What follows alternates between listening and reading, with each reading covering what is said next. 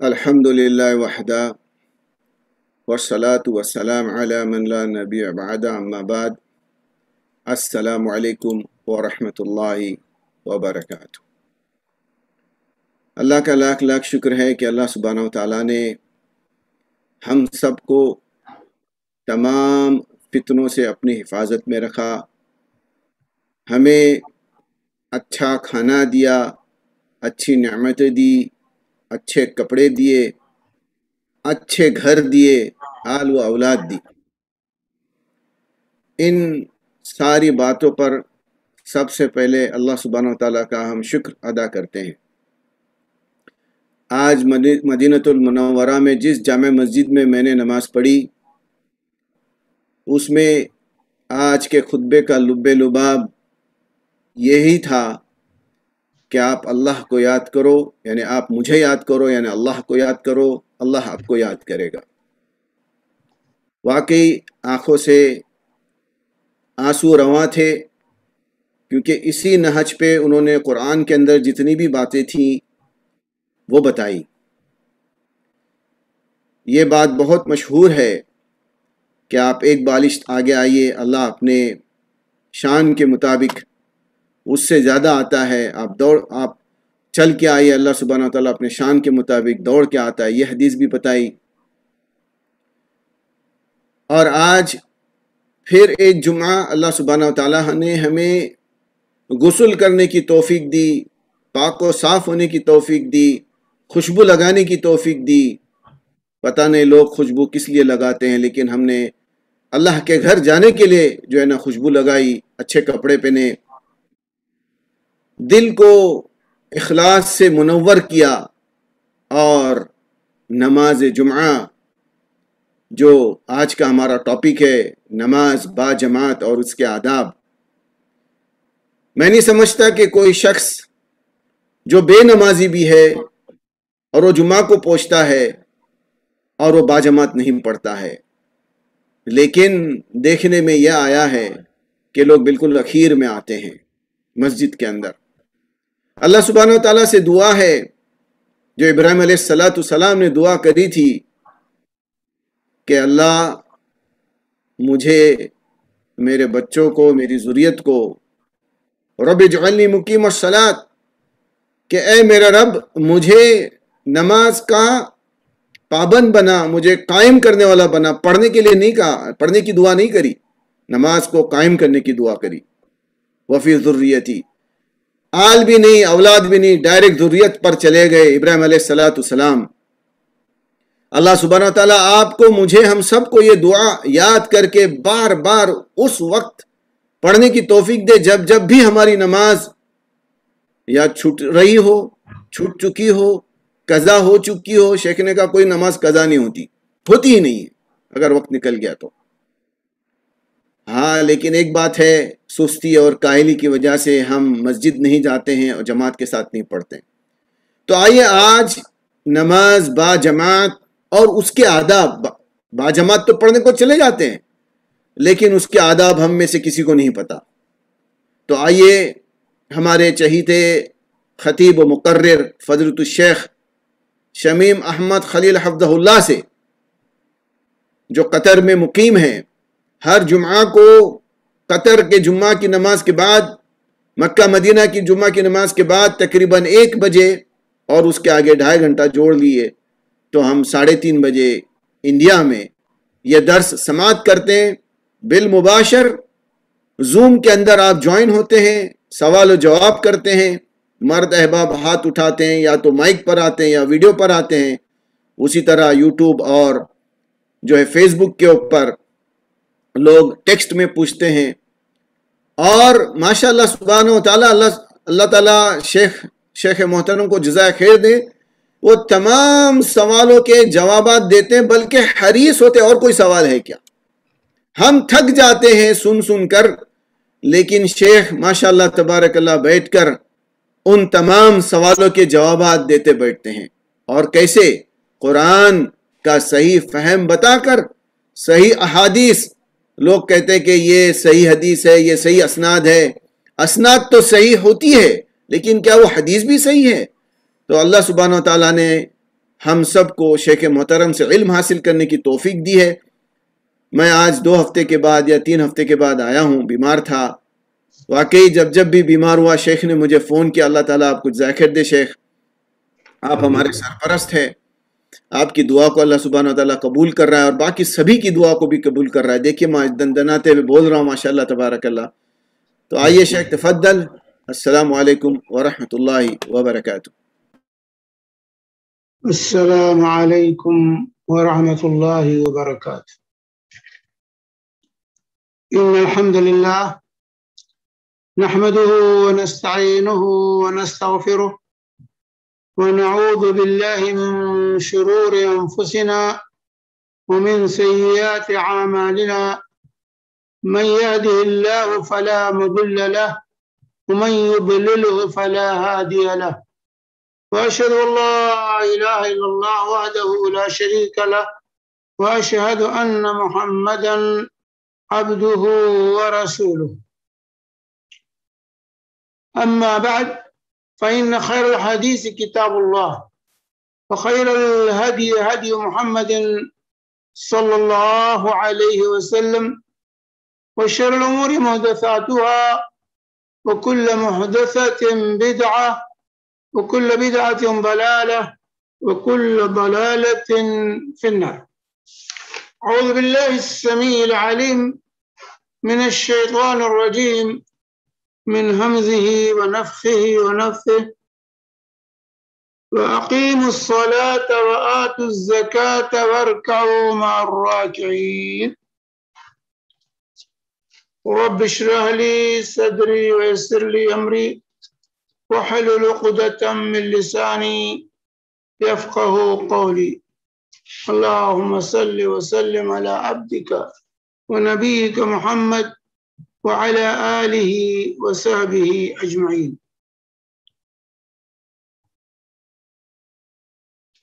محترم سامعین کرام، بزرگوں، دینی اور ملی بھائیوں، معزز خواتین اسلام، آج جس موضوع کے تحت کچھ باتیں آپ کے گوشے گزار کرنی ہیں وہ نماز با جماعت اور اس کے آداب۔ کہ کورونا وائرس کی وجہ سے مساجد کا جو نظام بدلا، جس کی وجہ سے با جماعت نماز میں بڑی بے ترتیبی پیدا ہو گئی۔ اولاً تو کورونا نے ہمیں مسجدوں سے دور کر دیا، کیونکہ مسجدوں میں تالے لگ گئے تھے۔ اس کے بعد جب مسجدیں کھلی بھی تو اس کے اندر بھی صحیح نظام قائم نہ رہ سکا نماز کا، اور تباعد، دور دور کھڑا ہونے کا جو پروگرام مرتب کیا گیا، جس کی وجہ سے با جماعت نماز میں کافی خلل پیدا ہو گیا اور لوگوں کی عادتیں بدل گئی۔ اب ایک ساتھ کھڑے ہونے میں آج تک، جبکہ مساجد کھل چکی ہیں اور تباعد ختم ہو چکا ہے، دور کھڑا ہونے کا نظام بھی، پھر بھی لوگ ایک ساتھ کھڑے ہونے میں، مل کر جماعت کے ساتھ نماز پڑھنے میں حرج محسوس کرتے ہیں، جس کی وجہ سے میں نے مناسب سمجھا کہ جو ہے اس موضوع کو لوگوں کے گوشے گزار کیا جائے، تاکہ جماعت کی حقیقت واضح ہو جائے۔ بہت سے لوگ مسجدیں کھلنے کے باوجود بھی مسجد میں نہیں آتے ہیں، اور آتے بھی ہیں تو مل کر کھڑے ہونے میں حرج محسوس کرتے ہیں۔ اس لیے موضوع آج کا آپ کے لیے منتخب کیا گیا ہے۔ تو اس سلسلے میں یہ واضح ہونا چاہیے کہ اسلام یہ اجتماعیت کا دین ہے، یہ انفرادیت کا دین نہیں۔ اس کے اہم عبادات کو آپ دیکھ لیجئے، سب اجتماعی عبادات۔ حج ہے تو ایک ساتھ ہے، اسی طرح رمضان ہے، روزے ہیں ایک ساتھ، اسی طرح زکوٰۃ ہے تو ایک ساتھ پورا نظام ہے اس کا سالانہ، اور اسلامی حکومت کی ذمہ داری ہے کہ سالانہ زکوٰۃ وصول کرے۔ اسی طریقے سے نماز جو فرض قرار دی گئی ہمارے اور آپ کے لیے، اس کے اندر بھی اجتماعیت کو رکھا گیا ہے، اور باجماعت نماز کو، 5 وقتہ نماز کو لازم اور ضروری قرار دیا گیا ہے۔ تو یہ دین اجتماعی دین ہے، انفرادی دین نہیں ہے۔ ہمارا معاملہ ہے، دین کا نہیں ہے، آپ کا معاملہ نہیں ہے، یہ پورے معاشرے کا معاملہ ہے۔ دین کا معاملہ پورے معاشرے کا ہے، پوری سوسائٹی کا، تمام افراد کا، یہ انفرادی نہیں ہے، بلکہ تمام عبادات اسلام میں اجتماعی عبادات، اجتماعیت کا خیال رکھا گیا ہے۔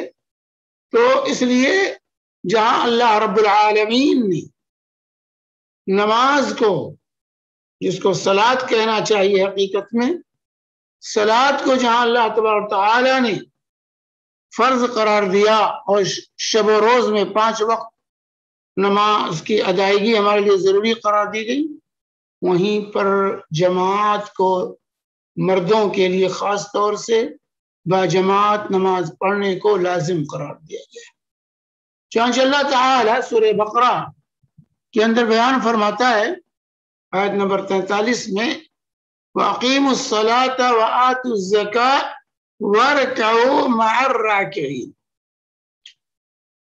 صلاۃ قائم کرو، زکوٰۃ ادا کرو، اور وَارْكَعُوا مَعَ الرَّاكِعِينَ، نماز پڑھنے والوں کے ساتھ نماز پڑھو۔ وَارْكَعُوا مَعَ الرَّاكِعِينَ، رکوع کرنے والوں کے ساتھ رکوع کرو۔ رکوع ایک بنیادی رکن ہے نماز کا، اس لیے یہاں رکوع کہہ کر اللہ تعالیٰ نے پوری نماز کو مراد دی۔ وَارْكَعُوا مَعَ الرَّاكِعِينَ، رکوع کرنے والوں کے ساتھ رکوع کرو، یعنی نماز پڑھنے والوں کے ساتھ نماز پڑھو۔ تو مرد حضرات کے لیے باجماعت نماز پڑھنا یہ فرض عین ہے، ہر ایک کو جماعت کے ساتھ نماز ادا کرنی، بغیر عذر کے اگر کوئی جماعت چھوڑتا ہے تو پھر اس کی نماز نہیں ہوگی، یہ واضح ہونا چاہیے۔ چنانچہ ابو ہریرہ رضی اللہ تعالی عنہ کی روایت ہے، اللہ کے نبی صلی اللہ علیہ وسلم سے روایت کرتے ہیں، اور یہ متفق علیہ بخاری و مسلم کی حدیث ہے، کہ اللہ کے نبی صلی اللہ علیہ وسلم فرماتے ہیں، والذی نفسی بیدی، اس ذات کی قسم جس کے ہاتھ میں میری جان ہے، لقد حممت ان آمر بحطب فیحطب ثم آمر بالصلاة فیؤذن لها ثم آمر رجلا فیؤم الناس، کہ میرا جی چاہتا ہے، میں نے یہ ارادہ کیا اس ذات کی قسم جس کے ہاتھ میں میری جان ہے، میں نے یہ ارادہ کر لیا کہ میں لکڑیاں جمع کرنے کا حکم دوں اور پھر نماز کا حکم دوں، اس کے لیے اذان کہی جائے، اور پھر کسی کو کہوں کہ تم نماز پڑھاؤ، پھر میں جو ہے ان لوگوں کے گھر جاؤں جو نماز میں نہیں آتے، فَأُحَرِّقَ عَلَيْهِمْ بُيُوتَهُمْ، اور پھر ان کے گھروں کو میں آگ لگا دوں، جا کر ان لوگوں جو اذان سننے کے بعد جو مسجد نہیں آتے ہیں، میں ان کے گھروں کو آگ لگا دوں۔ اور اس ذات کی قسم جس کے ہاتھ میں میری جان ہے، اگر یہ لوگ جو اذان سن کر مسجد نہیں آتے، جماعت میں شریک نہیں ہوتے نماز میں، اگر ان کو پتہ چل جائے کہ کوئی ہڈی والی گوٹی مل رہی ہے، یہ عرقا سمینا، ہڈی گوشت لگی ہوئی ہڈی مل رہی ہے، یا کم سے کم پایا تقسیم ہو رہا ہے، تو وہ عشاء میں بھی دوڑتے ہوئے چلے آئیں گے۔ کھانا مل جائے، کوئی مادی فائدہ ہو تو دوڑتے ہوئے آئیں گے، لیکن نماز کے لیے آنے میں پشو پیش کرتے ہیں، پیچھے رہتے ہیں، جماعت میں شریک نہیں ہوتے۔ میرے بھائیوں، اللہ کے نبی صلی اللہ علیہ وسلم کسی سنت عمل پر آگ لگانے کا ارادہ نہیں کر سکتے۔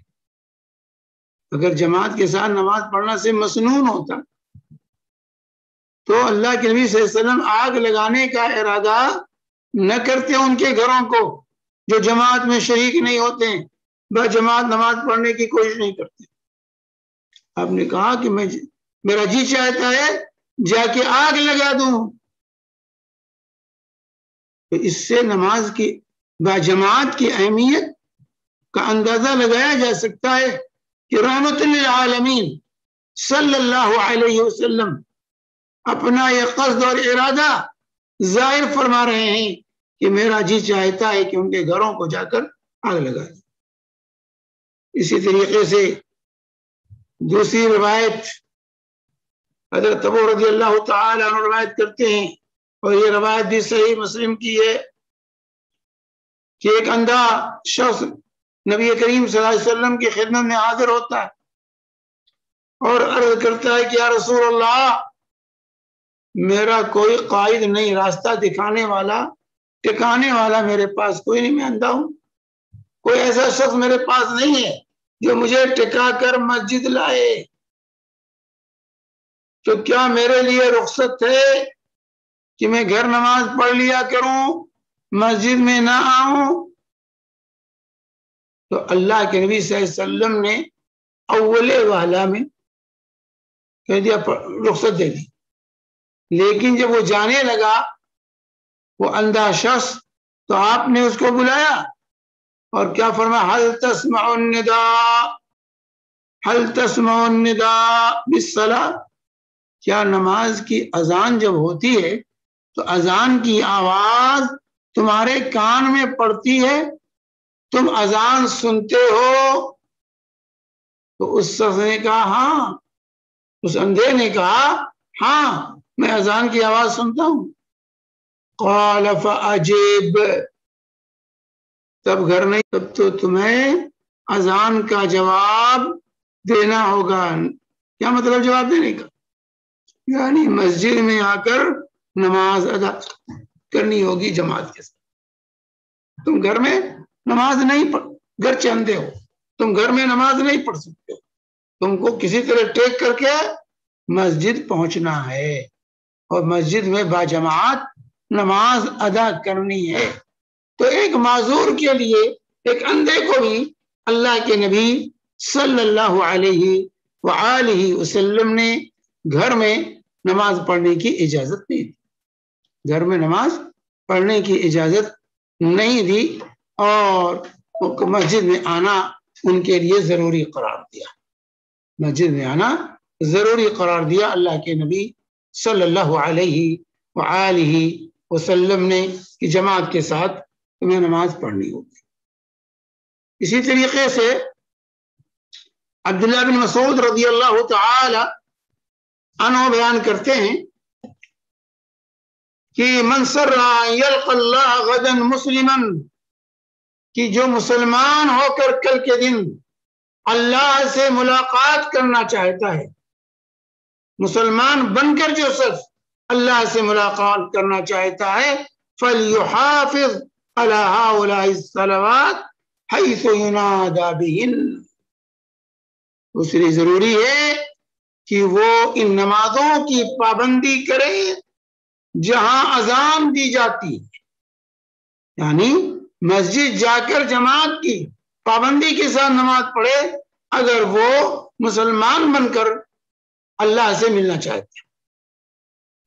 اگر مسلمان بن کر اللہ سے ملنا چاہتا ہے تو وہ نمازوں کو وہاں پڑھے جا کر کے جہاں اذان دی جاتی ہے۔ اس کے بعد فرماتے ہیں حضرت عبداللہ بن مسعود رضی اللہ تعالی عنہ کہ اللہ تعالی نے اپنے نبی کے لیے جو ہدایت کی سنتیں، ہدایت کے نشانات مقرر کیے ہیں، وَإِنَّهُنَّ مِن سُنَنِ الْهُدَى، اور یہ نمازیں باجماعت نماز یہ سنن ہدیٰ میں سے ہدایت کی یہ نشانات ہیں.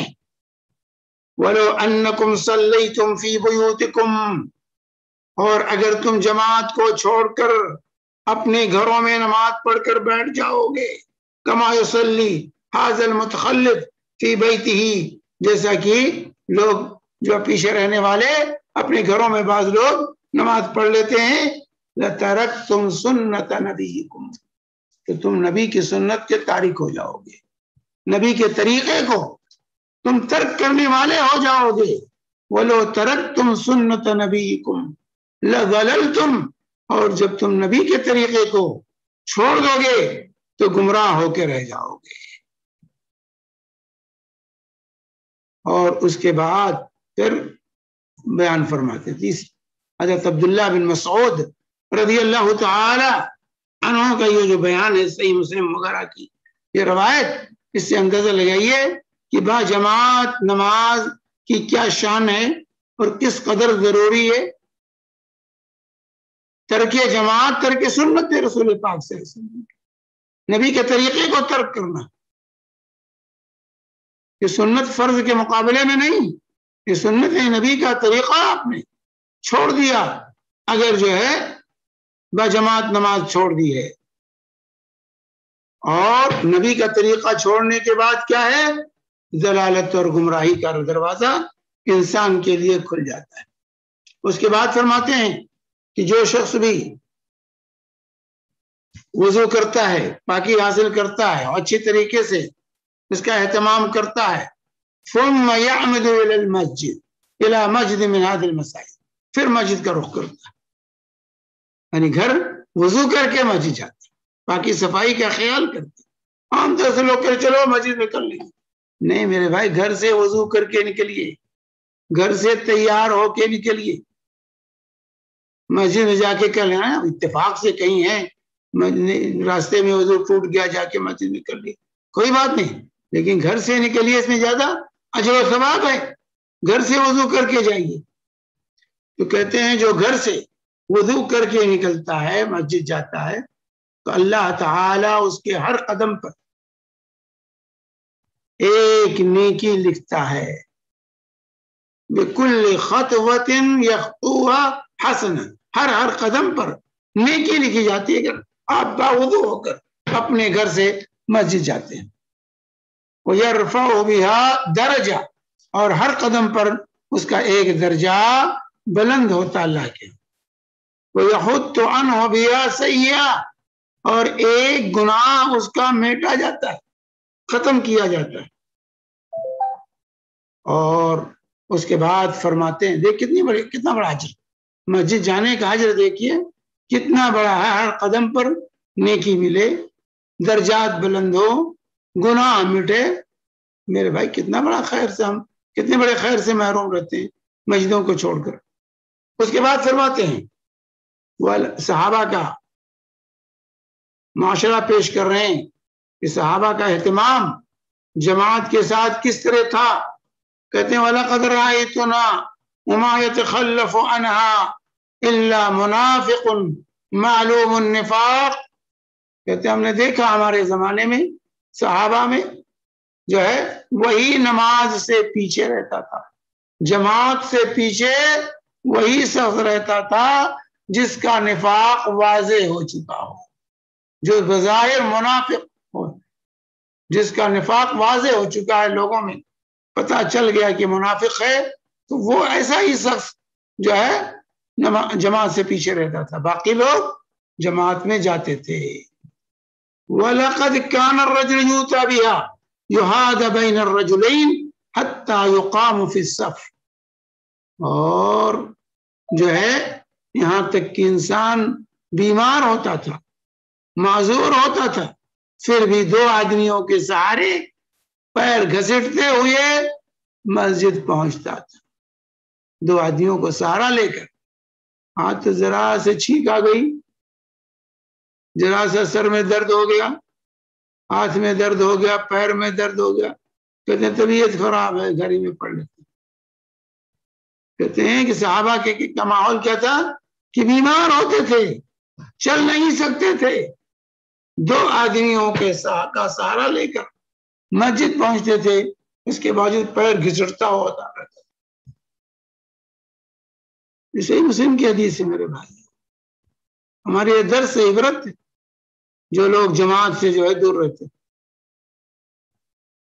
اور پھر عبداللہ بن عباس رضی اللہ تعالی عنہ روایت کرتے ہیں، ابن ماجہ اور مستدرک حاکم اور بیہقی کی صحیح حدیث ہے، من سمع النداء فلم یاته فلا صلاة له الا من عذر. من سمع النداء فلم یاته فلا صلاة له الا من عذر. جس نے اذان سنی اور اذان سننے کے بعد پھر بھی مسجد نہیں گیا جہاں سے اذان دی جا رہی ہے، فلا صلاة له الا من عذر، تو بغیر عذر کے اس کی نماز نہیں. اگر معذور ہے ٹھیک، اگر عذر نہیں اس کے پاس ہے، معذور نہیں ہے، تو اس کی نماز ہی نہیں ہوگی. تو باجماعت نماز یہ فرض ہے میرے بھائی، مردوں کے لیے. مردوں کے لیے باجماعت نماز فرض ہے. اس کو چھوڑیں گے بغیر عذر کے تو نماز نہیں ہوگی. لوگ کہتے ہیں نہیں بھائی سنت ہے، جماعت سنت. یہ احادیث اور یہ رسول پاک صلی اللہ علیہ وسلم کے فرامی کس بات پر دلالت کرتے ہیں کہ چاہے جاؤ مسجد میں نہ جاؤ. اور پھر یہیں یہ بھی واضح ہو جانا چاہیے، اصل جماعت پہلی جماعت ہے. کہتے دوسری تو مل جائے گی، تیسری مل جائے گی، وہ دل کو خوش رکھنے کے لیے. اصل جماعت جس میں شریک ہونا واجب ہے انسان پر، وہ پہلی جماعت ہے. یاد رکھ، اس میں پہنچنا لازم. دوسری تیسری یہ تو اپنے اپنے دل کو خوش کرنے کے لیے لوگ پڑھ لیتے ہیں.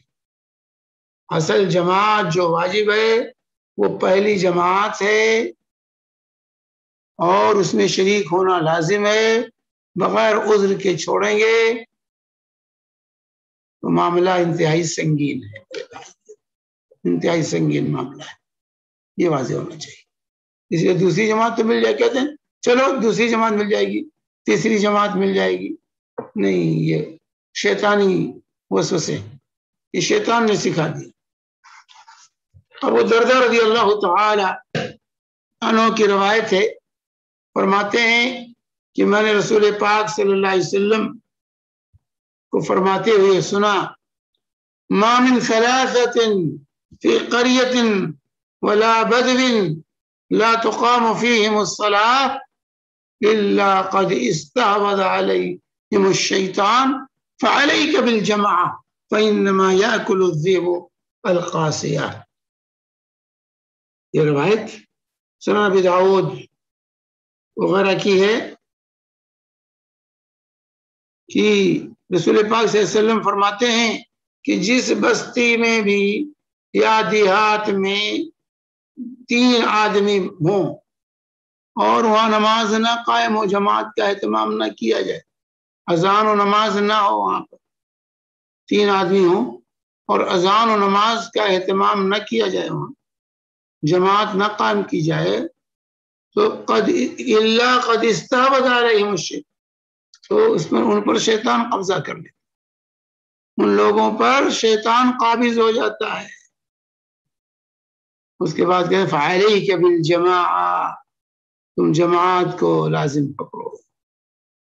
فإنما یأکل الذئب القاسیہ، وہ بکری جو ریوڑ سے الگ ہو جاتی ہے اس کو بھیڑیا اٹھا لے جاتا. صاحب نزید کہتے ہیں یہاں جماعت سے مراد الصلاۃ فی الجماعہ، جماعت کی نماز مراد ہے. یہاں جو علیک بالجماعہ کا یعنی با جماعت نماز پڑھو، جماعت میں شریک ہو، ورنہ شیطان کا غلبہ ہوگا، شیطان کے شکار ہو جاؤ گے. با جماعت نماز نہیں پڑھتے ہو تو شیطان شکار کر لے جائے گا. تو میرے بھائیوں یہ واضح ہونا چاہیے کہ با جماعت نماز یہ فریضہ ہے مردوں کے لیے، عورتوں پر فرض نہیں ہے، لیکن عورتیں 5 وقتہ نماز مسجد میں پڑھنا چاہیں ان کو روکا نہیں جا سکتا، ان کو روکا نہیں جا سکتا۔ اللہ کے نبی صلی اللہ علیہ وسلم جو ہے نے فرمایا لا تمنعوا نساءکم المساجد وبیوتہن خیر لہن، اپنی بیویوں کو، اپنی عورتوں کو مسجدوں سے نہ روکنا، گرچہ ان کا گھر ان کے لیے بہتر، گرچہ ان کا گھر ان کے لیے بہتر ہے، لیکن انہیں مسجدوں سے نہ روکنا۔ ابو داؤد مسند احمد کی روایت ہے، صحیح حدیث۔ تو اس طریقے سے خواتین بھی 5 وقتہ نماز میں مسجد میں جا کر، جیسے حرمین میں آج تک پڑھتے ہیں، ایسے عام مساجد میں بھی وہ 5 وقتہ نماز جماعت کے ساتھ ادا کر سکتی ہیں، لیکن ان پر واجب نہیں، ان پر واجب نہیں۔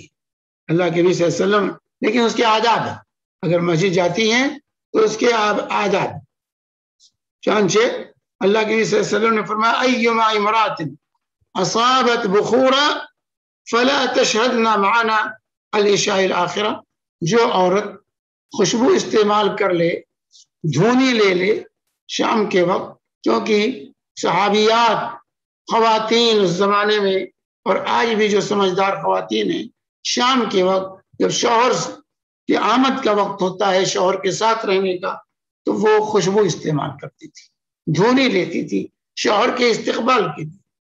آج تو بازار جانے کے لیے خوشبو لیا جاتا ہے، کسی پروگرام میں جانے کے لیے خواتین یہ سب اہتمام کرتی ہیں، لیکن صحابیات شوہر کے استقبال کے لیے خوشبو استعمال کرتی تھی، جو ہے بنتی اور سنورتی تھی۔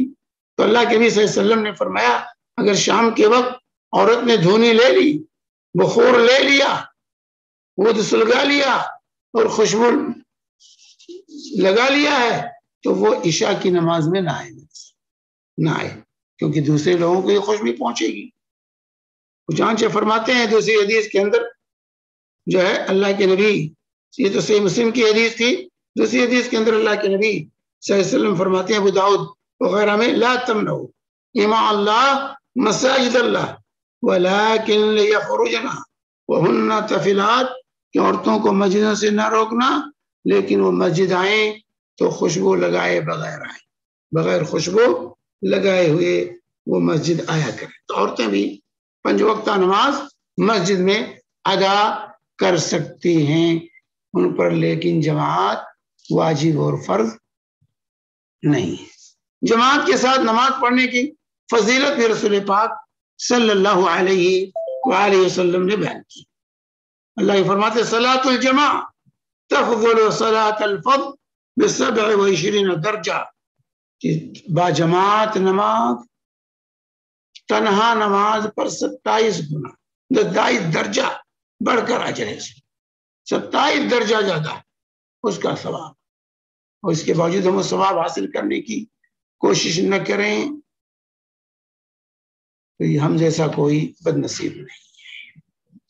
اسی طریقے سے اللہ کے نبی صلی اللہ علیہ وسلم ابو ہریرہ رضی اللہ تعالیٰ عنہ کی روایت کے اندر بیان فرماتے صلاۃ الرجل فی جماع تضاعف على صلاته في بیتی وفی سوق 25 ضعفا، کہ انسان کی نماز با جماعت نماز جو ہے تنہا نماز پڑھنے سے 25 گنا زیادہ اس میں اجر، 25 گنا زیادہ اجر ہے۔ اور پھر فرمایا اللہ کے جب انسان وضو کرتا ہے اچھی طریقے سے، پھر مسجد جاتا ہے اور نماز ہی کے لیے جاتا ہے، تو جو قدم بھی اٹھاتا ہے اس پر جو ہے 1 درجہ اس کا بلند ہوتا ہے، اس کا 1 گناہ مٹتا ہے۔ اور جب وہ نماز پڑھ لیتا ہے تو برابر نماز میں ہوتا ہے، فرشتے برابر اس کے لیے دعا کرتے ہیں رحمت کی، جب تک وہ اپنے مصلی پر، جب تک اپنے مصلی پر رہتا ہے اس وقت تک دعائیں چلتی ہیں فرشتوں کی، فرشتے دعا کرتے، گھر سے نکلا مسجد پہنچا، نماز پڑھ رہا ہے، نماز سے فارغ ہو کر بیٹھا ہوا ذکر و اذکار میں لگا ہوا ہے، فرشتے اس کے لیے دعا کرتے ہیں۔ کیا دعا کرتے ہیں؟ اللہم صلی علیہ، اے اللہ اس پر صلاۃ نازل کر، اس پر رحم فرما، اس کے درجات کو بلند فرما۔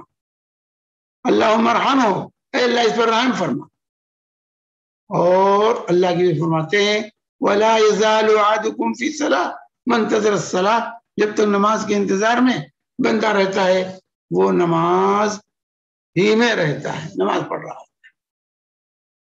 تو یہ روایت صحیح بخاری مسلم کی ہے، بخاری اور مسلم کی متفق علیہ روایت ہے میرے بھائی۔ اب اس کے باوجود ہمارے یہاں جذبات نہ پیدا ہوں، اور پھر انسان جب مسجد جاتا ہے جماعت سے نماز پڑھنے کے لیے تو اللہ کا مہمان ہوتا ہے، اللہ اس کے لیے اس کی ضیافت کی تیاری کرتا ہے رب العالمین۔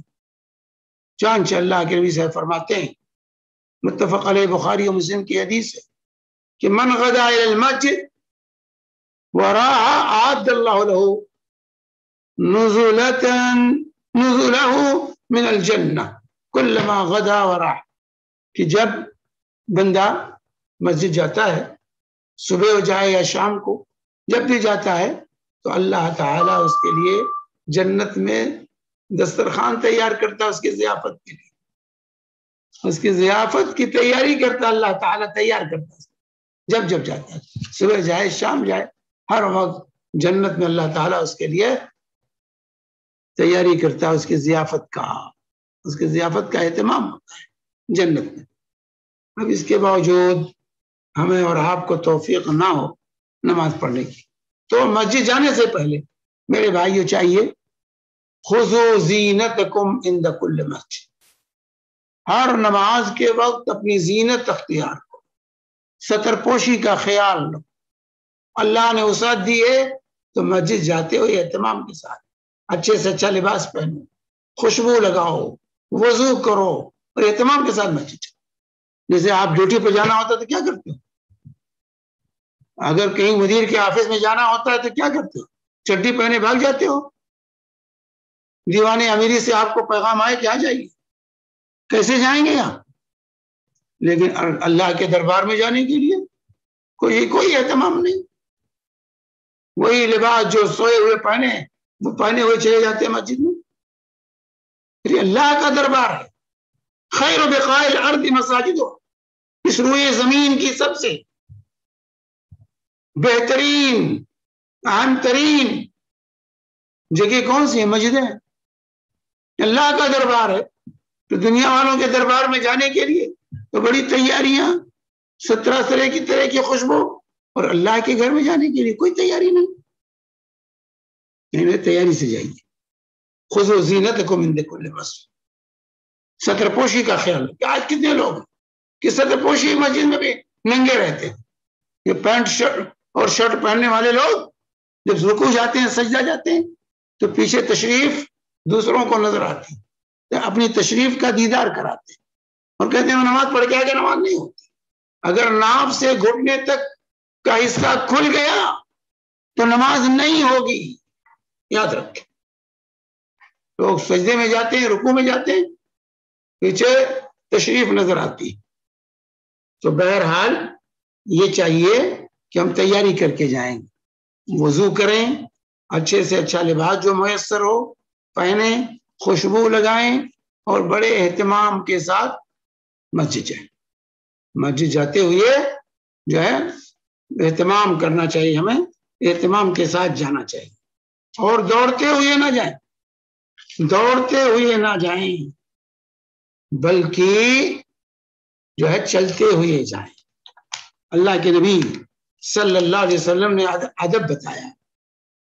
اللہ کے فرماتے ہیں کہ اللہ کے نبی حضرت ابو قتادہ کہتے ہیں ہم جو ہے نماز پڑھ رہے تھے نبی کریم صلی اللہ علیہ وسلم کے ساتھ، تو نماز کے دوران لوگوں کے دوڑنے کی آواز آئی کچھ لوگوں کے، تو جب نبی کریم صلی اللہ علیہ وسلم نماز سے فارغ ہوئے تو آپ نے پوچھا کیا معاملہ ہے؟ تو کہا استعجلنا الی الصلاۃ، ہم جلدی پہنچے نماز میں، تو جلدی کی وجہ سے ہم دوڑنے لگے. تو اللہ کے فلا تفعلوا، ایسا ہرگز نہ کرنا. اذا اتیتم الصلاۃ فعلیکم بالسکینہ، جب تم مسجد آؤ تو تم پر سکینت ہونی چاہیے. وقار علیکم بالسکینہ فما ادرکتم فصلوا وما فاتکم فاتموا. جب مسجد آؤ تو ادب سے، احترام کے ساتھ. یہ اللہ کا دربار ہے، فیلڈ میں نہیں جا رہے ہو، اسی ادب کے ساتھ جاؤ، ادب کے ساتھ جاؤ، احترام ہو مسجد کا، دوڑتے ہوئے نہیں جا سکتے. تو جو رکعتیں ملے پڑھ لو، جو رہ جائے بعد میں پوری کر لو. یہ متفق علیہ حدیث ہے. دوسری حدیث کے اندر یہ بھی متفق علیہ روایت ہے. ابو ہریرہ رضی اللہ تعالیٰ فرماتے ہیں کہ اللہ کے نبی صلی اللہ علیہ وسلم نے فرمایا اذا سمعتم الاقامہ فامشوا الی الصلاۃ، جب اقامت سنو تو مسجد کی طرف چل پڑو. چلو کہا ہے. علیکم بالسکینۃ والوقار، اور تم پر سکینت اور وقار طاری ہو، مسجد کا احترام کا خیال کرتے ہوئے مسجد کی طرف جاؤ. ولا تسرعوا، دوڑتے ہوئے نہ جاؤ. فما ادرکتم فصلوا وما فاتکم فاتموا، جو ملے پڑھ لو، جو رہ جائے پوری کر لو. میرے بھائی یہ ادب، یہ مسجد کا ادب، مسجد کے چلنے کا بھی طریقہ، چلنے میں بھی اہتمام ہونا چاہیے. اسی طرح اللہ کے نبی صلی اللہ علیہ وسلم فرماتے ہیں، کعب بن عجرہ رضی اللہ تعالی عنہ کی روایت ہے، اللہ کے رسول فرماتے ہیں کہ اذا توضأ احدکم فاحسن الوضوء فاحسن وضوءه، جب انسان اچھی طرح وضو کر لے، ثم خرج عامدا الى المسجد، اور پھر مسجد جا رہا ہے، فلا یشبکن بین اصابعہ، تو اپنی انگلیوں کو انگلیوں میں نہ ملائے، تشبیک نہ کرے. ایک ہاتھ کی انگلیاں دوسرے ہاتھ میں اس طرح نہ ملائے، اس کو تشبیک کہتے ہیں. تشبیک نہ کرے، انگلیوں کو انگلیوں میں نہ ملائے. فإنه فی صلاۃ، کیونکہ وہ نماز میں ہے، مسجد جا رہا ہے تو نماز میں ہے. تو جس طرح نماز میں یہ تشبیک جائز نہیں ہے، اسی طرح مسجد جاتے ہوئے بھی تشبیک یا انگلیوں میں انگلیاں ڈالنا یہ جائز نہیں ہے. اندازہ لگائیے، آپ گھر سے نکلے آپ نماز میں، تو نماز میں دوڑیں گے؟ تو دوڑنا، الٹی سیدھی حرکتیں کرنا مسجد جاتے ہوئے، یہ غلط ہے میرے بھائی. آپ نماز میں ہیں، سو وضو کر کے نکلے تو آپ نماز میں لکھا جا رہا ہے کہ آپ نماز پڑھ رہے ہیں. اس لیے ادب، احترام، وقار، سکینت کے ساتھ. ہمارے یہاں مسجدوں میں کیا ہوتا ہے، مسجد میں اگر پہلے چلتے ہوئے آئیں گے، مسجد پہنچے اگر امام رکوع میں ہے تو ایسا دوڑیں گے کہ معلوم ہوتا رکوع میں امام ہے تو دوڑیں گے، اور سجدے میں ہے تو کوئی دوڑ نہیں ہوگا، اور کھڑے ہو کے انتظار کریں گے کہ امام سجدے سے سر اٹھا لے تب میں شامل ہوں. یہ عجیب معاملہ ہے، یہ عجیب معاملہ ہے میرے بھائی. تو دوڑنا جائز نہیں ہے، دوڑتے ہوئے نہیں جانا، جماعت میں دوڑتے ہوئے نہیں شامل ہونا ہے. اس کے نقصان کیا ہے؟ ایک تو نبی کے حکم کی مخالفت ورزی، مسجد کی بے حرمتی، اور ثانیاً یہ کہ خشوع اور خضوع نماز میں چلا جاتا. آج وہ دوڑتے ہوئے جائیں گے، سانس پھولے گی تو اپنی نماز بھی خراب کریں گے اور بغیر والوں کی نمازیں بھی خراب کریں گے. اس لیے دوڑتے ہوئے مسجد نہ جائیے، دوڑتے ہوئے سب میں شامل ہونا جائز نہیں ہے. اور گھر سے نکلے تو دعا پڑھتے ہوئے جائیں، بسم اللہ توکلت علی اللہ ولا حول ولا قوت الا باللہ.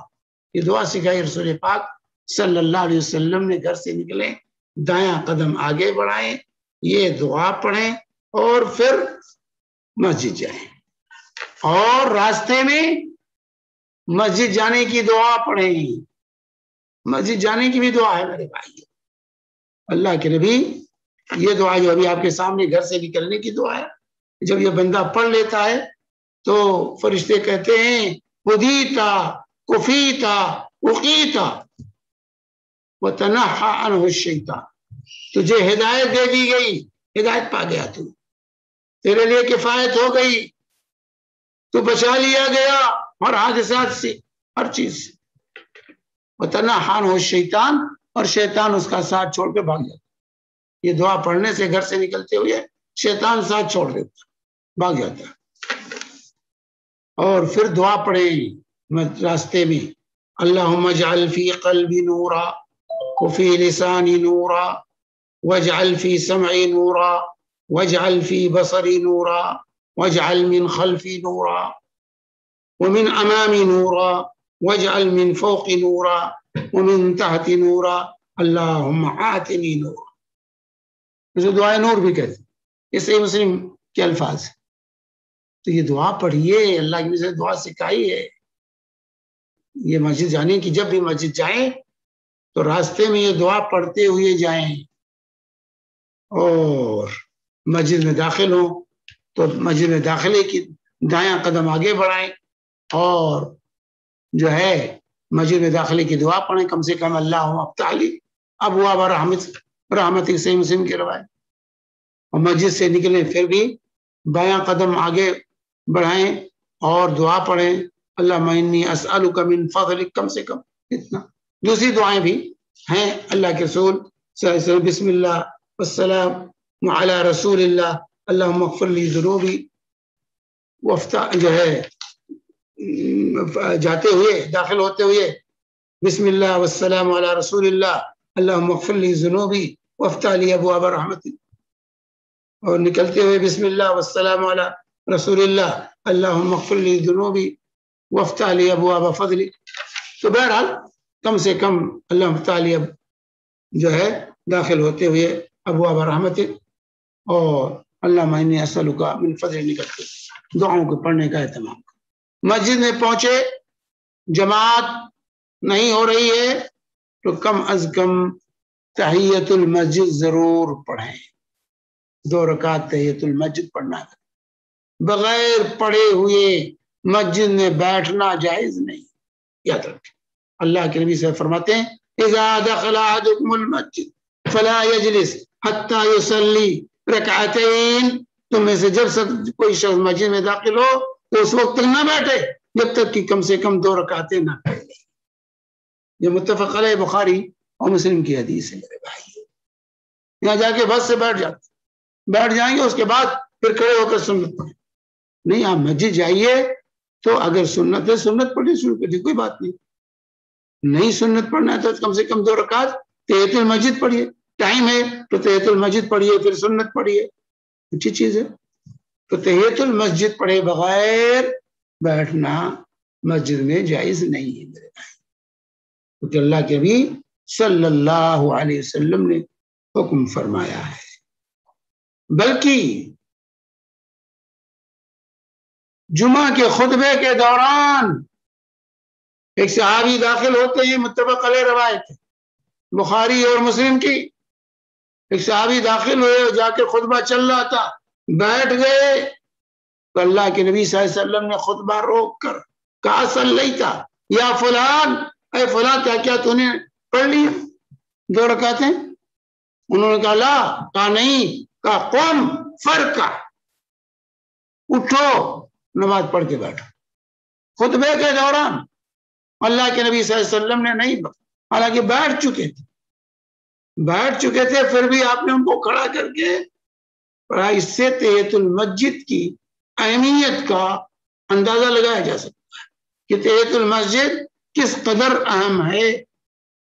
کہ خطبے کے دوران، جبکہ خطبے کا سننا واجب ہے، اس دوران آ کر اگر بیٹھ گیا کوئی تو اللہ کے نبی صلی اللہ علیہ وسلم نے اس کو بیٹھنے نہیں دیا، خطبہ روک کر اس کو کھڑا کیا اور کھڑا کر کے کہا پڑھو پھر بیٹھو، اٹھو پڑھو، قم فرکع، کھڑے ہو پھر سے بیٹھو. یہ بخاری مسلم کی متفق علیہ روایت. تو تحیت المسجد کو معمولی نہ سمجھیے، یہ ضروری راجع قول واجب، یہ واجب ہے. اللہ کی انسان آ کے سنت میں لگ جائے یا فرض نماز ہو رہی فرض میں شامل ہو گیا تو تحیت المسجد ثابت ہو.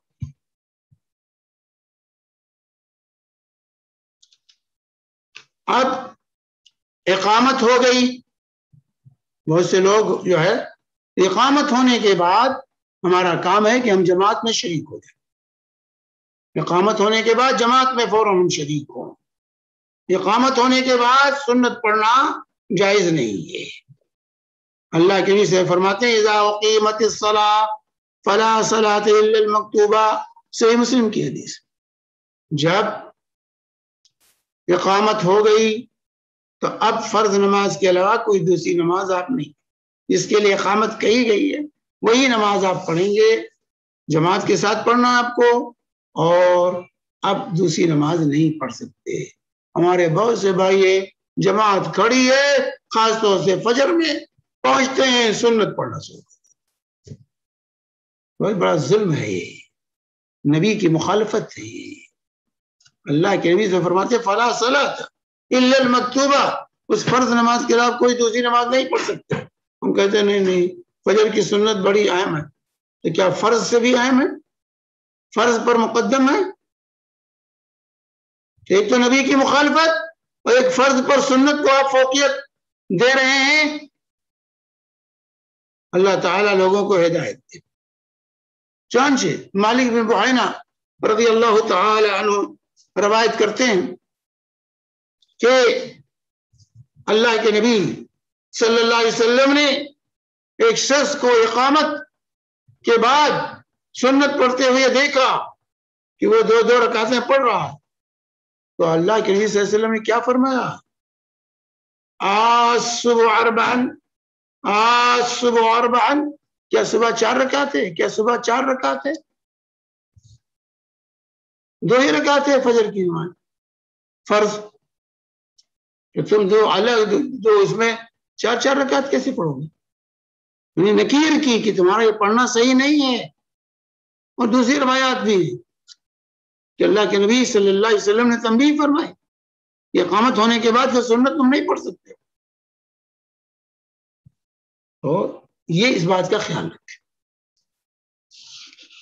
اور کوشش یہ کریں کہ تکبیر تحریمہ نہ چھوٹنے پائے، تکبیر تحریمہ نہ چھوٹنے پائے۔ پہلی تکبیر، نماز کی پہلی تکبیر کو تکبیر تحریمہ کہا جاتا ہے، یہ نہ چھوٹنا پائے، اس کو کی بڑی فضیلت اللہ کے نبی صلی اللہ علیہ وسلم نے۔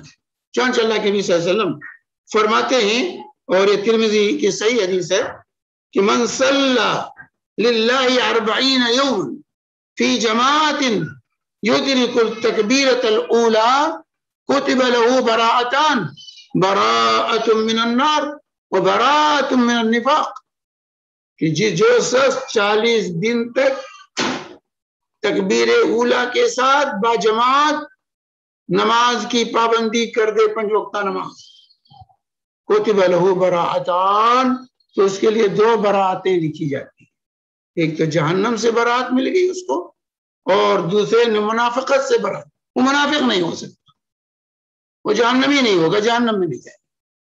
40 دن تک مسلسل تکبیر اولا کے ساتھ 5 وقتہ نماز کی اگر کوئی پابندی کر لیتا ہے مسلمان، موحد مسلمان، تو اس کے لیے اللہ کے نبی صلی اللہ علیہ وسلم نے یہ خوشخبری سنائی ہے کہ اس کو جہنم سے براءت مل جاتی ہے اور منافقت سے براءت مل جاتی ہے۔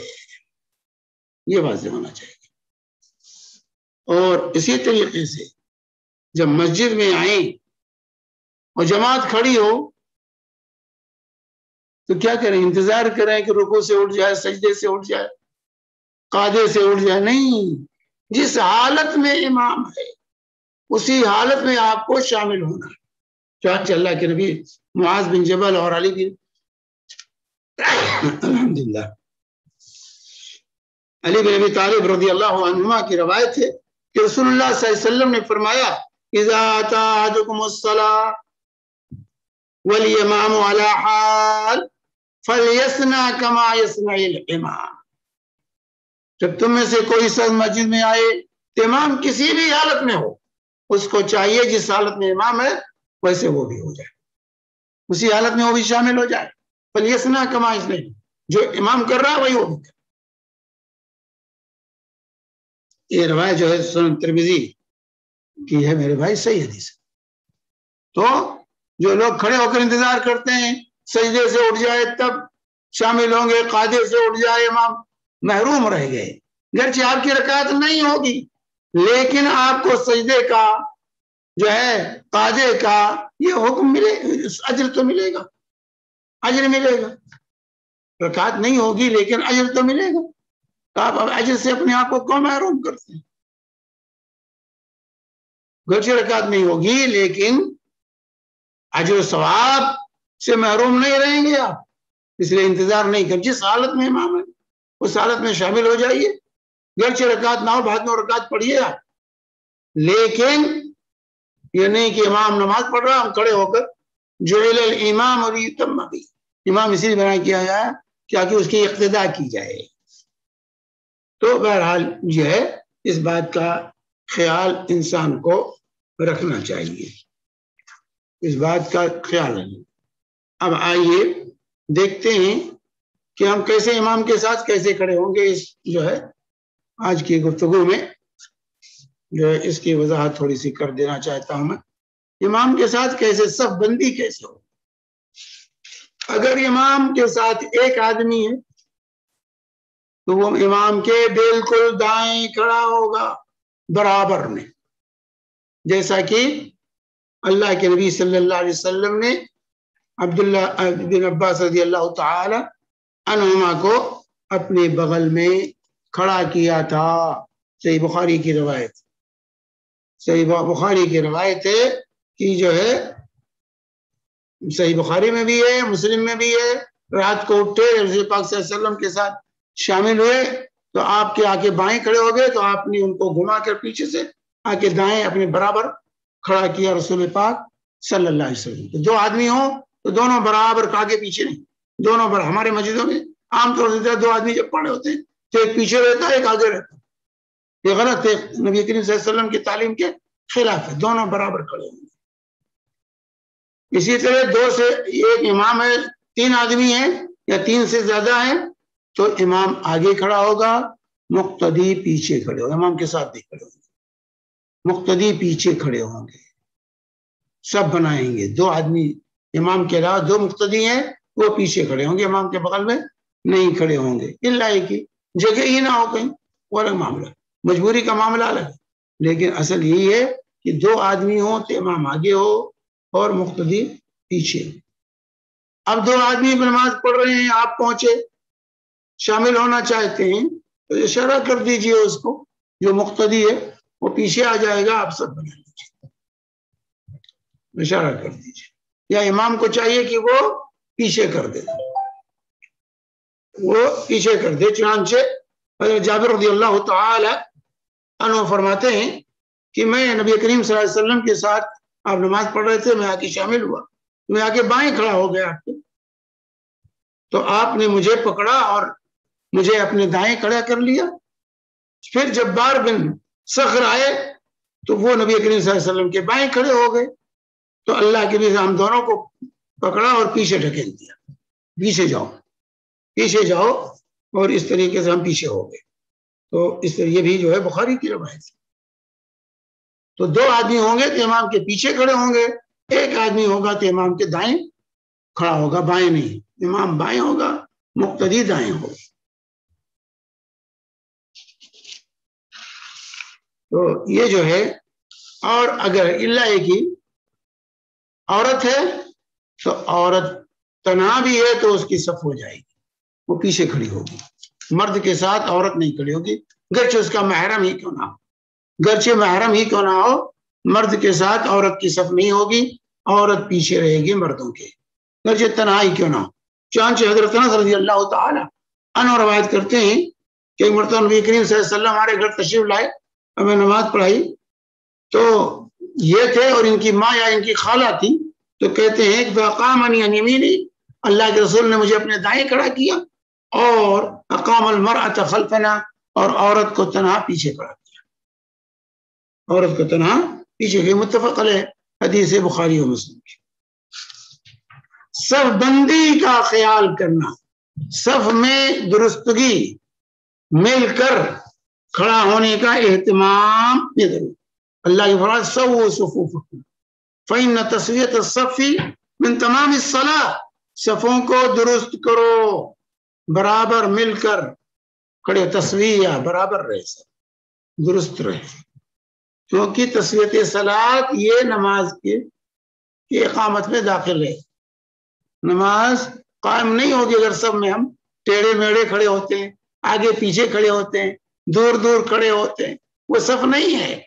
صف میں مل کر اللہ نے کیا فرمایا, الا تصفون کما تصف الملائکۃ عند ربها. اے میرے صحابہ تم اس طرح صف کیوں نہیں لگاتے جس طرح سب فرشتے اللہ کے حضور لگا کے کھڑے ہوتے ہیں.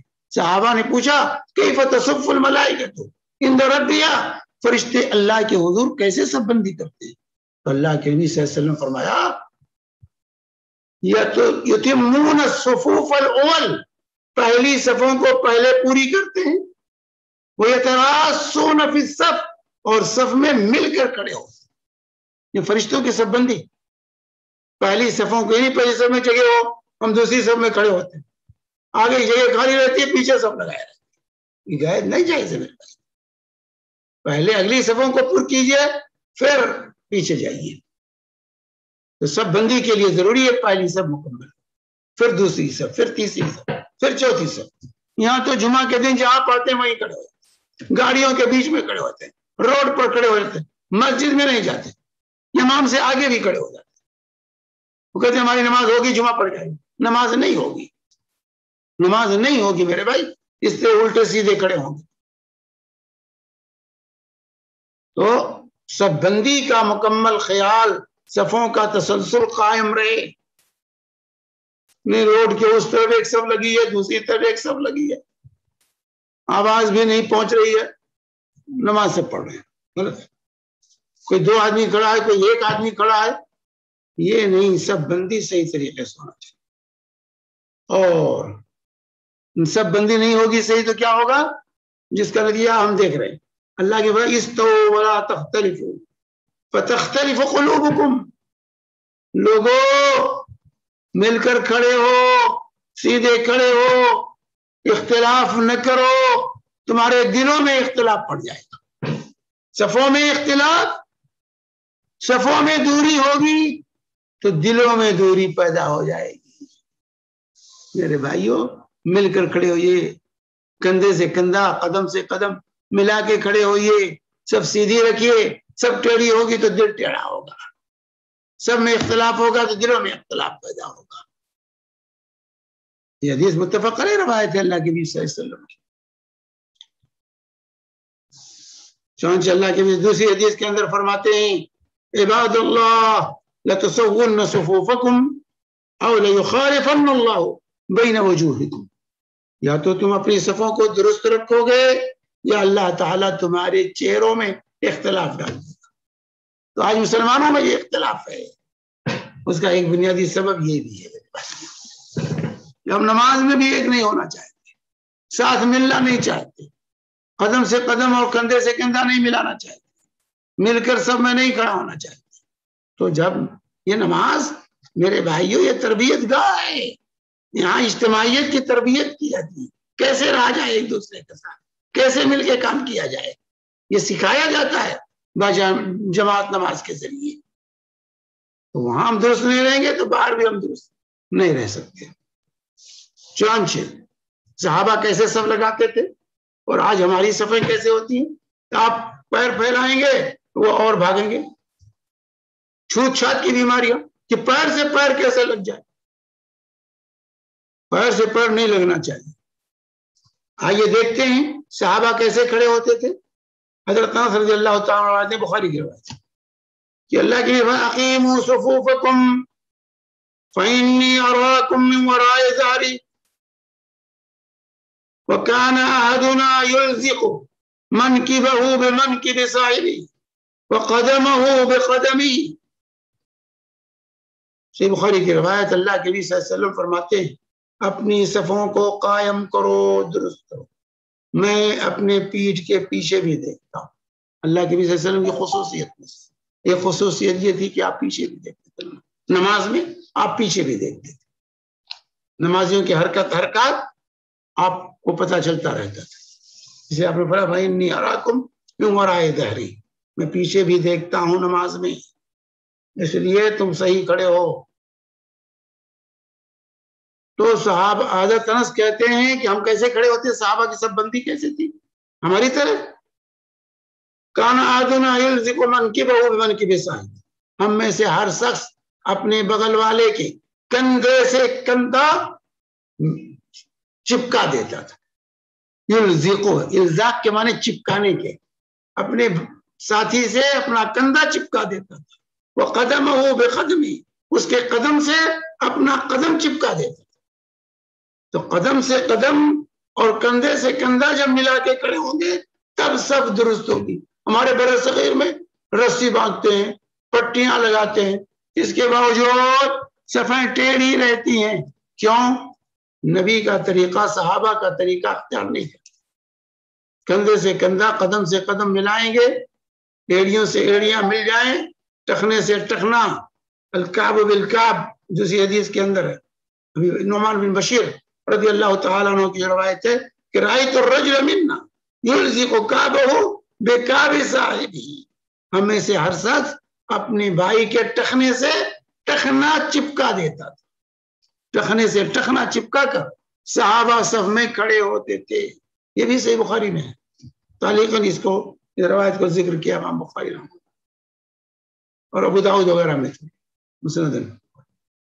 تو یہ طریقہ ہے سب بندی کا جو اللہ کے رسول صلی اللہ علیہ وسلم نے سکھایا ہے، جس کی آج ہم مخالفت کرتے ہیں. آج جو ہے مسلح لے کر لوگ مسجدوں میں جاتے ہیں، مسلح لے کر جا گئے، بڑے بڑے مسلح بچھا لیتے ہیں، اسی پر کھڑے، حالانکہ اب مل کر پڑھنے کو کہ جا کے مل کر کھڑے ہو. اب مسلح چوڑے چوڑے لے جاتے ہیں، وہ اپنی مسلح ہی پر رہنا، دوسرے کے مسلح پر نہیں. بھائی مسلح آپ لے جاتے ہیں، اس کو پتلا کر لیجئے، یا تو دوسرے کے مسلح پر کھڑے ہو جائیے، یا مسلح کو پتلا کیجئے. نہیں تو بہتر طریقہ ہے کہ صرف سر کے نیچے مسلح رکھیے، سر کے نیچے رکھیے مسلح، باقی مسجد کا اتنا بہترین قالین ہے وہ کافی ہے. چھوٹا مسلح آتے ہیں وہ لے لیجئے، سر کے نیچے رکھ لیجئے. اور اب تو اس کا بھی اہتمام جو ختم ہو رہا الحمدللہ، بغیر مسلح کے بھی لوگ آج بہت سے مساجد میں نماز پڑھ رہے. تو بہرحال ان آداب کا خیال رکھنا جماعت کا یہ ضروری ہے. اور پھر آخری چیز میں آج کہہ دوں، وقت زیادہ ہو رہا ہے، کہ امام کی متابعت کا خیال رکھیں. اذا رکع فرکعوا واذا سجد فاسجدوا، جب امام رکوع میں چلا جائے تب جاؤ، امام سے مسابقت نہ کرو، امام سے آگے نہ بڑھو. امام جب رکوع میں چلا جائے تب جاؤ، امام جب سجدے میں سر رکھ دے تب تم سر رکھو، امام جب سجدے سے اٹھ جائے تب تم اٹھو. تو نہ تو امام سے مسابقت جائز ہے، کیونکہ اللہ یہ فرماتے ہیں جو شخص اپنا سر امام کے سر سے پہلے اٹھاتا ہے کیا وہ ڈرتا نہیں کہ کہیں اللہ اس کے سر کو گدھے کا سر نہ بنا دے؟ تو امام سے جلد بازی نہیں کرنی چاہیے. حضرت انس کہتے ہیں کہ ہم رسول پاک صلی اللہ علیہ وسلم کے ساتھ نماز پڑھتے تو ہم سجدے کے لیے اس وقت جھکتے تھے جب اللہ کے نبی صلی اللہ علیہ وسلم اپنا سر زمین پر ٹیک دیتے تھے. سجدے میں جب اللہ کے نبی سر ٹیک دیتے تھے تو ہم لوگ جھکنا، سجدے کے لیے جھکنا شروع کرتے. تو اس کا خیال رکھیں، امام سے آگے نہ بڑھیں، کسی چیز میں پہل نہ کریں. مسابقت جائز نہیں، اسے مخالفت بھی نہیں ہونی چاہیے. لوگ اتنے تاخیر کر دیتے ہیں کہ امام جب سجدے سے اٹھ جاتا ہے تب سجدے میں جائیں، جب امام رکوع سے اٹھ جائے تو رکوع میں جائیں. نہیں، وہ رکوع نہیں ہوگا، وہ سجدہ نہیں ہوگا آپ کا. اتنی تاخیر بھی نہیں ہونی چاہیے اور مسابقت بھی نہیں. تو نہ تو مخالفت ہو نہ مسابقت ہو. امام کی مخالفت جائز نہیں، امام سے سبقت کرنا جائز نہیں. امام کے بالکل ساتھ بھی نہ رہیے، کیونکہ ساتھ میں مسابقت ہو جائے. ہر چیز اس کے فوراً بات کیجیے، جیسے رکوع جائے چلے جائیے، جیسے سجدے میں سر رکھ کے آپ بھی سجدے میں چلے جائیے.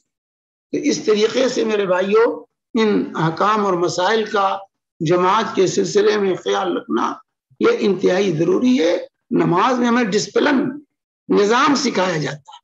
کہ ہم اپنی زندگی کو کیسے منظم کریں ایک امام کے مطابقت میں. یہ تمام اعمال ہمیں سکھائے جاتے ہیں تاکہ مسجد سے باہر بھی ہم اس نظام کو قائم کر سکیں اور منظم زندگی گزار سکیں. اور اسی طرح جو ہے آخری بات کہ امام جب سلام پھیرتا ہے تو بہت سے لوگ امام سے پہلے سلام پھیر دیتے ہیں. نہیں، احتیاط کریں. جب امام دونوں طرف سلام پھیر دے تب آپ سلام پھیریں. دونوں طرف سلام پھیر دے تب آپ سلام پھیریں، ورنہ اس سے پہلے آپ نماز سے فارغ ہو جائیں. اللہ تبارک تعالیٰ سے دعا ہے کہ رب العالمین ہمیں اور آپ کو باجماعت نماز ادا کرنے کی توفیق عطا فرمائے اور اس بات کی توفیق عطا فرمائے کہ ہم نماز کے اندر رسول پاک صلی اللہ علیہ وسلم کی تعلیمات کو اپنے اوپر نافذ کر سکیں. وصلی اللہ علی نبینا محمد وعلی آلہ وصحبہ وسلم وجزاکم اللہ خیر. جزاک اللہ خیر شیخ. بہت ہی معلوماتی درس. کافی چیزیں جو چھوٹی چھوٹی ہم لوگ مس کرتے ہیں یا پھر نہیں جانتے ہیں وہ کافی چیزیں معلوم ہو گئی. اور لوگوں سے گزارش ہے کہ جب آپ سوال کریں گے تو پلیز کوشش کریے کہ جو چیزیں کور ہوئی ہیں درس میں اس کو ان کو نہ پوچھیں، کیونکہ کافی چیز شیخ بتا دیتے ہیں اور پھر واپس اسی پہ سوال آ جاتا ہے. یہاں پہ سوالوں کا سلسلہ سٹارٹ کرتے ہیں. زوم کے سوالات میں لوں گا، فیس بک اور یوٹیوب کے سوال مجیب بھائی، سجاد بھائی آپ لے لیجئے. یہاں پہ سوال آیا ہوا ہے. السلام علیکم. How to explain and what to say to people who do not allow children to play in the first line masjid, they forcibly tell them. شیخ یہاں پہ سوال ہے کہ کس طرح ہم ان لوگوں کو سمجھائیں جو بچوں کو پہلی صف میں الاؤ نہیں کرتے ہیں اور جان بوجھ کے بولتے ہیں کہ تم پیچھے جاؤ، یا بچوں کو پیچھے بھیج دیتے ہیں. یہ بچوں کو تو متنفر کرتے ہیں لوگ نماز سے، اس سے ان لوگوں کا دل ٹوٹتا ہے.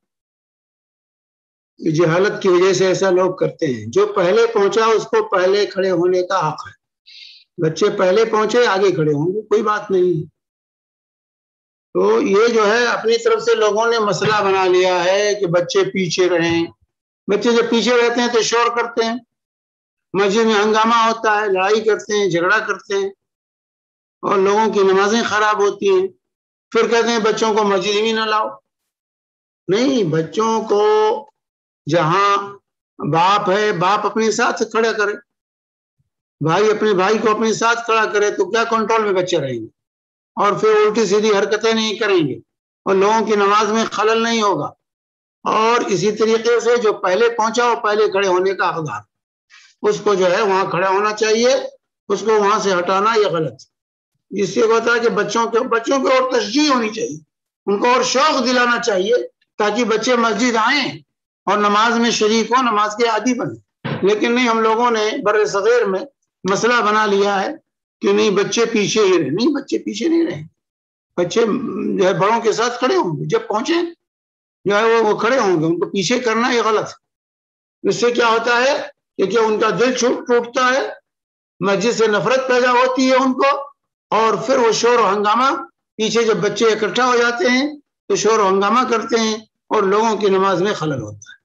اسی لیے شیخ العثیمین وغیرہ نے رحمہ اللہ نے بڑی زبردست اس پر جو ہے بحث کی ہے اور کہا یہ غلط ہے جو لوگ کرتے ہیں ایسا، بچوں کو پیچھے ڈھکیلتے. بچے کو پیچھے نہیں ڈھکیلنا چاہیے، ان کو جہاں پہنچے وہیں رہنے دیجیے.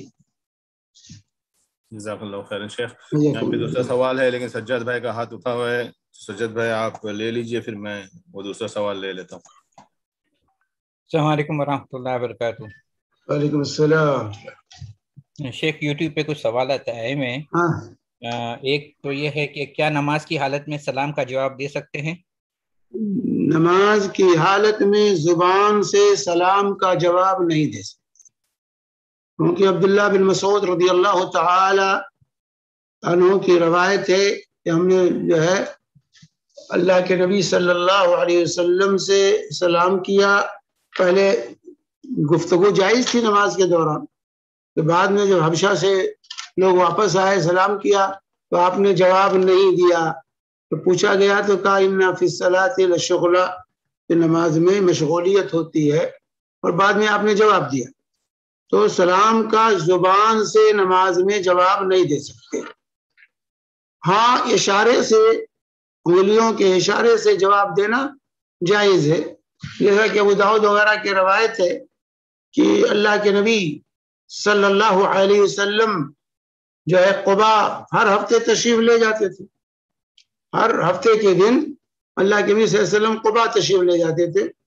تو جو ہے وہاں پر اللہ کے نبی سے نماز پڑھتے رہتے اور قبا کے لوگ آتے آپ کو سلام کرتے. پوچھا گیا بلال سے کہ کیسے اللہ کے نبی سے، عبداللہ بن عمر کہتے ہیں میں نے بلال سے پوچھا کہ اللہ کے نبی صلی اللہ علیہ وسلم جواب کیسے دیتے تھے، تو ہاتھوں کا اشارہ کر کے بتایا کہ ہاتھوں کے اشارے سے اللہ کے نبی صلی اللہ علیہ وسلم ان کے سلام کا جواب دیتے تھے. نماز کے دوران جو آتے تھے قبا کے لوگ سلام کرتے تو آپ ہاتھوں کے اشارے سے جواب دیتے. تو جو ہے زبان سے جواب دینا جائز نہیں ہے، لیکن انگلیوں کے ہاتھوں کے اشارہ کر سکتے ہیں، یہ جائز ہے، یا بعد میں جواب دے، دونوں چیزیں صحیح. جزاک اللہ خیر شیخ. شیخ عشاء کی نماز جتنی دیر سے پڑھے اتنا ثواب زیادہ ہے، کیا یہ بات سچ ہے؟ نہیں، عشاء کی نماز ثلث لیل تک تاخیر سے پڑھنا افضل ہے، لیکن جبکہ پوری جماعت اس پر متفق ہو تب، پوری جماعت متفق ہو تب تاخیر کرنا سے پڑھنا افضل ہے. لیکن اگر سب کا خیال رکھنا ضروری ہے. اب یہ کہہ کر آپ جماعت نہیں چھوڑ سکتے کہ عشاء کی نماز تاخیر سے پڑھنی ہے اس لیے ہم تاخیر سے پڑھیں، نہیں، آپ کو جماعت کے ساتھ پڑھنا ہے. تو اگر تمام پوری مسجد کے لوگ متفق ہوں عشاء کی نماز کو مؤخر کرنے پر تو یہ ٹھیک ہے، لیکن اگر تمام لوگ نمازی نہیں متفق ہیں تو اول وقت میں عشاء کی نماز پڑھی جائے گی تاکہ سب لوگ پڑھ سکیں. شیخ دوسرا سوال ہے، اگر ہم مغرب کے بعد سنت کے لیے کھڑے ہیں اور کوئی آ کر فرض سمجھ کر جڑ جاتا ہے تو نماز کیسے پڑھے؟ ہاں، وہ اپنی جس نیت سے کھڑا ہوا ہے، جو نماز پڑھ رہا ہے وہی نماز پڑھے گا، کوئی نیت کوئی چیز بدلے گا نہیں. وہ سنت کی نیت سے کھڑا ہے وہ سنت کی نیت پڑھے، اور جو آیا ہے اس کی فرض ہو جائے گی. مفترض کے پیچھے متنفل اور متنفل کے پیچھے مفترض، یعنی نفل پڑھنے والے کے پیچھے فرض پڑھنے والے کی نماز اور فرض پڑھنے والے کے پیچھے نفل پڑھنے والے کی نماز یہ جائز ہے. جیسے بخاری کی روایت ہے کہ معاذ بن جبل رضی اللہ تعالی عنہ رسول پاک صلی اللہ علیہ وسلم کے ساتھ عشاء کی نماز پڑھتے اور پھر جا کر اپنے قبیلے کی مسجد میں امامت کراتے تھے. قبیلے کی مسجد میں جا کر وہ امام بنتے تھے. تو یہاں نماز پڑھ چکے ہوتے تھے، دوبارہ جو نماز پڑھتے وہ نفل ہوگی کہ فرض 2 مرتبہ نہیں پڑھ سکتے، ایک ہی مرتبہ پڑھیں گے. ایک نماز 2 مرتبہ نہیں پڑھی جائے گی ایک ہی نیت سے. تو نبی کریم صلی اللہ علیہ وسلم کے ساتھ فرض پڑھ چلے تھے، پھر اپنے قبیلے میں جا کر کے امامت کراتے تھے. تو اس سے علماء نے کہا کہ مفترض کے پیچھے متنفل کے پیچھے مفترض کی نماز صحیح ہے. حضرت معاذ کی وہ نفل ہوتی تھی اور قبیلے والوں کی وہ فرض نماز ہوتی تھی عشاء کی، تو یہ جائز ہے. اسی طریقے سے مفترض کے پیچھے متنفل کی نماز صحیح ہے. اللہ کے نبی صلی اللہ علیہ وسلم نے فجر کی نماز پڑھائی مسجد خیف میں تو دیکھا 2 آدمی مسجد کے ایک حصے میں بیٹھے ہوئے ہیں. اللہ کے نبی صلی اللہ علیہ وسلم نے ان کو بلایا، کہا تم لوگوں نے ہمارے ساتھ نماز کیوں نہیں پڑھی؟ انہوں نے کہا یا رسول اللہ ہم اپنے خیمے میں پڑھ کے آئے تھے، ہم فجر کی نماز پڑھ کے آئے تھے اس لیے ہم نہیں شریک ہوئے. تو اللہ کے نبی صلی اللہ علیہ وسلم نے کہا کہ اگر ایسا ہو جائے اور جماعت ہو رہی ہے تو تم پہنچو مسجد میں تو شامل ہو جاؤ، وہ تمہارے لیے نفل ہوگی، تمہارے لیے نفل ہو جائے گی، ان کی فرض ہوگی تمہاری نفل ہوگی. یہ فجر کی نماز میں کہہ رہے ہیں. تو جو ہے اس طرح متنفل کے پیچھے مفترض اور مفترض کے پیچھے متنفل کی نماز صحیح ہے. تو اگر آپ سنت پڑھ رہے ہیں اور کوئی آ کر کے شامل ہو گیا ہے تو آپ اپنی نیت نہ بدلیے، جس نیت سے کھڑے ہیں پڑھیے، وہ آپ کی نفل ہو جائے گی، اس کی جو ہے فرض ہو جائے گی. سمیر تم سوال لے لیجئے کیونکہ اور سوالات ہیں لیکن لوگوں نے پہلے سوال ادھر کیے ہوئے ہیں تو وہ سوال لے لیجئے، اور 2 لوگوں کے ہاتھ بھی اٹھے ہوئے ہیں. جی یہاں پہ ایک سوال شیخ اس طرح ہے کہ اگر 3 عورتیں گھر میں جماعت کرنا چاہتے ہیں تو کیسا طریقہ ہوگا کھڑے ہونے کا؟ 3 عورتوں کی جو امام ہوگی وہ آگے نہیں کھڑی ہے، عورتوں کی صف ایک ہی صف میں تینوں کھڑی ہیں، ایک ہی صف میں 3 جتنی بھی ہوں گی ایک ہی صف میں کھڑی ہوں گی، عورت آگے نہیں بڑھے گی، صف کے درمیان رہے گی، عائشہ رضی اللہ تعالی عنہ اور اسی طریقے سے ام سلمہ اور ام ورقہ وغیرہ کی روایات ہیں کہ وہ اپنے گھروں میں نماز پڑھاتی تھیں جماعت کے ساتھ، عورتیں اگر ایک سے زیادہ ہیں جماعت کر سکتی ہیں۔ ام ورقہ کے لیے تو باقاعدہ اللہ کے نبی صلی اللہ علیہ وسلم نے جو ہے ان کے لیے مؤذن مقرر کیا تھا، اذان بھی دیتا تھا، اور وہ گھر میں خواتین کی امامت کراتی تھی اپنے گھر والی عورتوں کی۔ وہی تو حضرت عائشہ اور حضرت ام سلمہ سے بھی عورتوں کی جماعت ثابت ہے، تو عورتیں جماعت کے ساتھ نماز پڑھ سکتی ہیں، لیکن عورت آگے نہیں جائے گی، عورت صف کے بیچ میں کھڑی ہوگی۔ جی مطلب بھائی آپ سوال پوچھ سکتے ہیں۔ السلام علیکم ورحمۃ اللہ وبرکاتہ۔ وعلیکم السلام ورحمۃ اللہ۔ شیخ صاحب یہ عورتوں کا بھی طریقہ جو نماز میں کھڑے ہونے کا ہے وہ آدمیوں کے جیسا ہی ہوگا؟ ہاں بالکل، عورتوں کے کھڑے ہونے میں اور مردوں کے کھڑے ہونے میں کوئی فرق نہیں۔ صلو کما رأیتمونی اصلی، تم اس طرح نماز پڑھو جیسے مجھے نماز پڑھتے ہوئے دیکھتے ہو۔ تو مردوں اور عورتوں کی نماز کی کیفیت میں، قیام، رکوع، سجود کی کیفیت میں کوئی فرق نہیں ہے، سب کی نمازیں ایک طرح کی۔ شیخ صاحب دوسرا سوال یہ، شیخ صاحب یہ نماز میں جو ہم نماز ہو گئی تو جو ہم کراس کر سکتے ہیں، اگر پیچھے کوئی نماز پڑھ رہا ہے تو اس کا کتنا گیپ ہونا چاہیے شیخ صاحب کراس کرنے کے لیے ہم کو؟ اور کیا ہمارے پیچھے کوئی ایک دم نماز پڑھ رہا ہے تو ہم کراس کر سکتے ہیں شیخ صاحب؟ پورا نہیں، آپ کے پیچھے پڑھ رہا ہے ایک دم تو آپ اٹھ کے جا سکتے، وہ کراس نہیں، کراس کہتے ہیں کراس کرنا، اٹھ کے جانا یہ کراس نہیں۔ کراس کے مطلب گزرنا، آپ اس کے سامنے سے گزرے چل کے جائیں، اور آپ بیٹھے، آپ نماز پڑھے تھے، آپ کے پیچھے ایک سے نماز پڑھ رہا ہے، آپ فارغ ہو گئے، آپ اٹھ کے جا رہے ہیں، آپ شوق سے اٹھ کے جا سکتے ہیں، یہ کراس نہیں ہے، یہ گزرنا اس کو نہیں کہا جاتا ہے۔ سمجھ بات ہے کہ نہیں؟ جی شیخ صاحب۔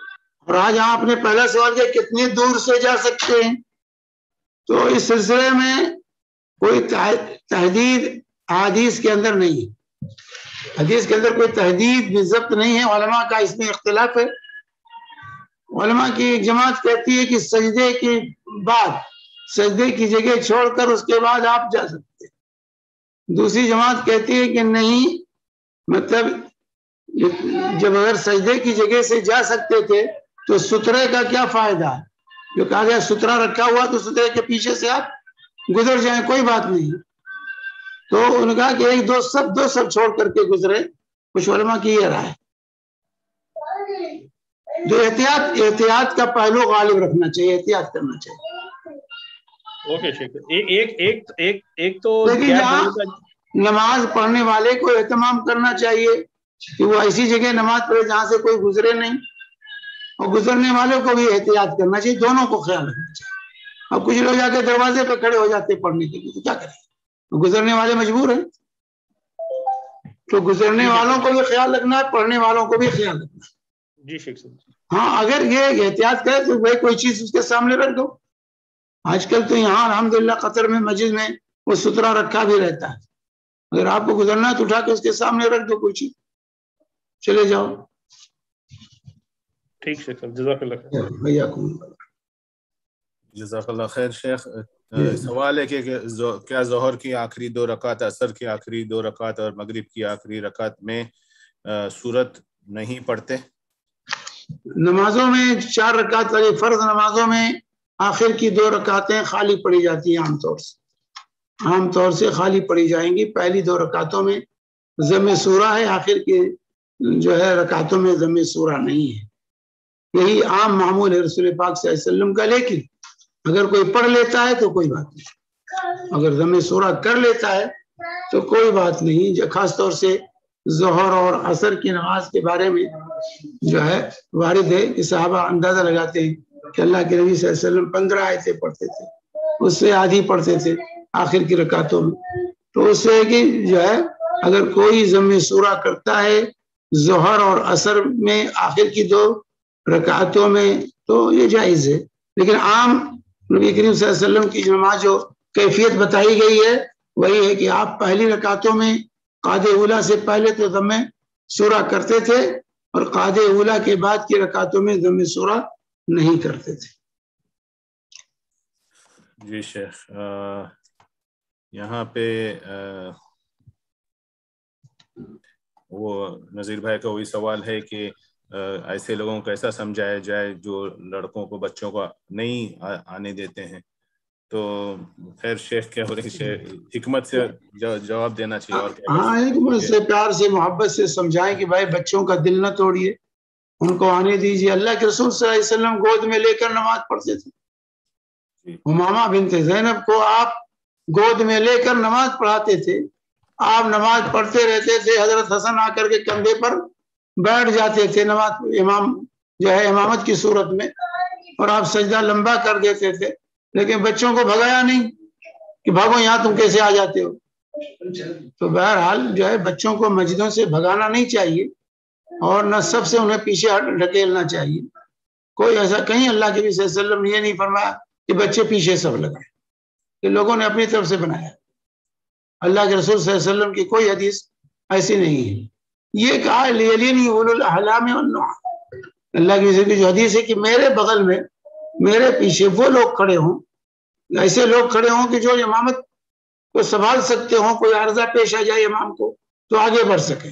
باقی اس کے علاوہ کوئی ایسی ترتیب اللہ کے رسول صلی اللہ علیہ وسلم نہیں بتائی کہ بچوں کو پیچھے کر دو، یہ تو اپنی طرف سے لوگوں نے بنا لیا۔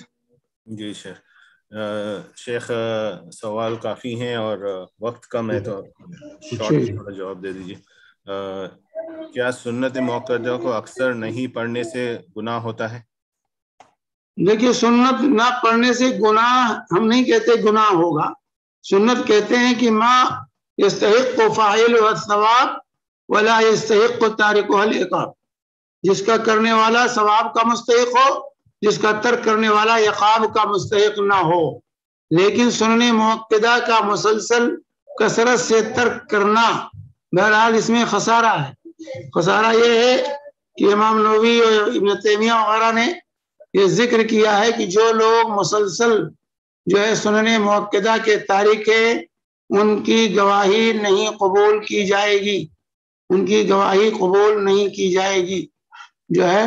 تو بہرحال سنن موقدہ کو چھوڑنا یہ اچھی چیز نہیں ہے، کیونکہ یہ سنتیں نماز کی حفاظت کرتی ہیں، نماز کی کمی کو پوری کرتی ہیں، فرائض کی کمی کو پوری کرتی ہیں سنتیں، اور اس کی حفاظت کرتی ہے بارڈر۔ آج سنت چھوڑتے ہیں کل فرض بھی چھوڑنے لگے گا، اس لیے سنتوں کو ترک نہیں کرنا چاہیے۔ بارش کی وجہ سے بادلوں کا گرجنا کا مطلب کیا یہ ہوتا ہے کہ اللہ غصے میں ہے؟ بارش کے وقت بادلوں کا گرجنا جو ہوتا ہے اس کا مطلب یہ ہوتا ہے کہ اللہ غصے میں ہے؟ نہیں، یہ ہونا نہیں، اس کے اندر بھی حکمتیں ہیں۔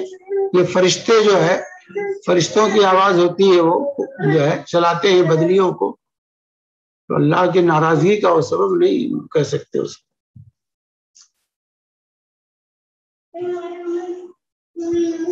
ادھر ایک سوال ہے، اس کے بعد ڈاکٹر نصیر آپ کا سوال پوچھ سکتے ہیں کہ جب عید کی نماز میں عورتیں جاتی ہیں تو ان نماز کے لیے جاتی ہیں یا جمعہ میں جاتی ہیں تو بچے آگے سے گزرتے ہیں اور روتے ہیں، تو بچے چھوٹے چھوٹے ہوتے ہیں، تو کیا ایسی صورت میں نماز میں خلل ہوگی؟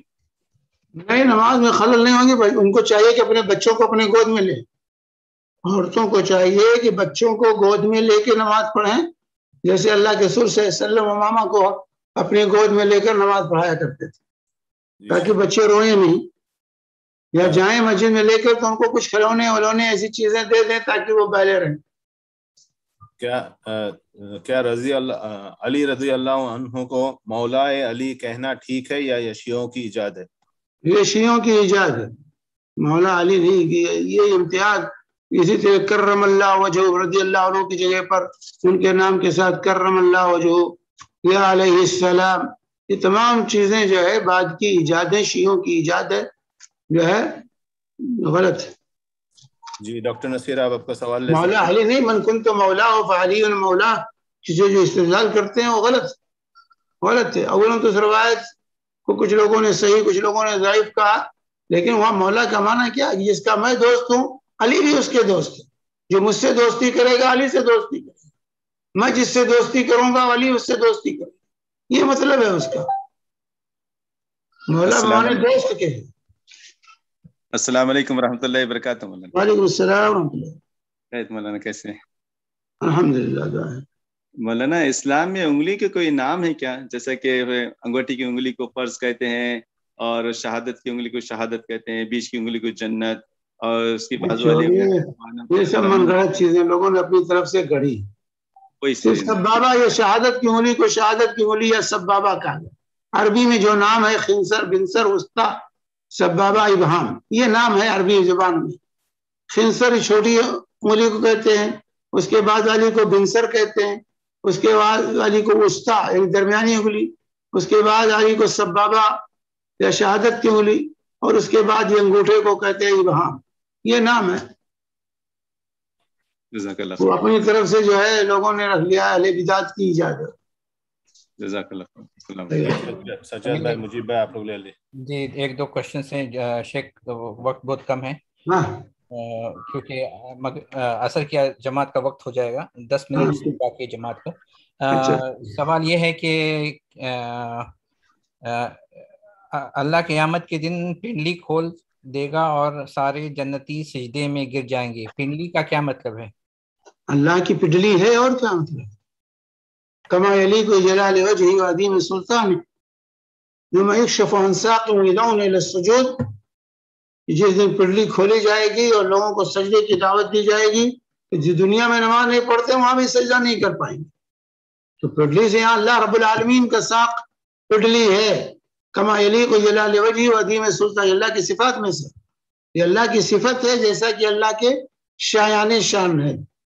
اللہ کی انگلی ہے لیکن کیسی ہے ہم نہیں جانتے، اس کی کیفیت ہم نہیں جانتے. بین اصبعین من اصابع الرحمن کا بندے کا دل اللہ کے دو انگلیوں کے درمیان ہے. تو انگلی بھی اللہ کی ہے، ساق بھی اللہ رب العالمین کے لیے، قدم بھی حدیث میں مراد ہے کہ اللہ تعالیٰ جہنم پر اپنا قدم رکھے گا اور کہے گی قط قط قط. تو کما یلیق جیسا کہ اللہ کی شایان شان، اللہ کی صفت ہے. شیخ اور ایک سوال پوچھتے ہیں ساتھی کہ ہدایہ پرندہ کی تھوڑی وضاحت کریں. کون سا پرندہ؟ ہدا پرندے، ہدا کوئی ہے پرندہ شیخ؟ وہ چیل کو کہتے جی. ہاں، اس کو مارنے کی اجازت دی گئی، کہیں بھی ملے مار. جی خیر سمیر، اور سوالات نہیں لیے جائیں گے یہاں سے، یوٹیوب پہ ہیں ایک دو سوال. ہل اور حرم میں جو ہے کہیں بھی ملے تو مارنا ہے، گدھ کو چوہے کو. جی شیخ جزاک اللہ خیر. شیخ سمیر آپ دیکھ لیجئے، نہیں تو آلریڈی بہت 5 منٹ باقی ہے نکلنا ہے نماز کے لیے. مجھے لگتا ہے سمیر نکل بھی گئے ہیں. شیخ خیر اور سوالات بھی ہیں، کافی ہیں ادھر، لیکن مجھے نہیں لگتا ہم لے سکتے ہیں. اور ساتھیوں سے درخواست ہے کہ وہ اپنے سوال رکھیں اور اگلے ہفتے وہی سوال پوچھ سکتے ہیں، کیونکہ عصر کی نماز جائے گی. نماز کا ہی درس تھا اور ہم وہی درس سن کے اور اس پہ عمل نہیں کریں تو اچھی بات نہیں ہے. آپ لوگوں سے درخواست ہے کہ جن کے سوالات ہیں پلیز اگلے ہفتے سب میں پہلے وہ سوال رکھ دیجئے تاکہ وہ ہم ان کو پہلے لے سکیں. جزاک اللہ خیرا. شیخ پلیز. سبحانک اللہم بحمدک اشہد ان لا الہ الا انت استغفرک و اتوب الیک. جزاک اللہ خیرا.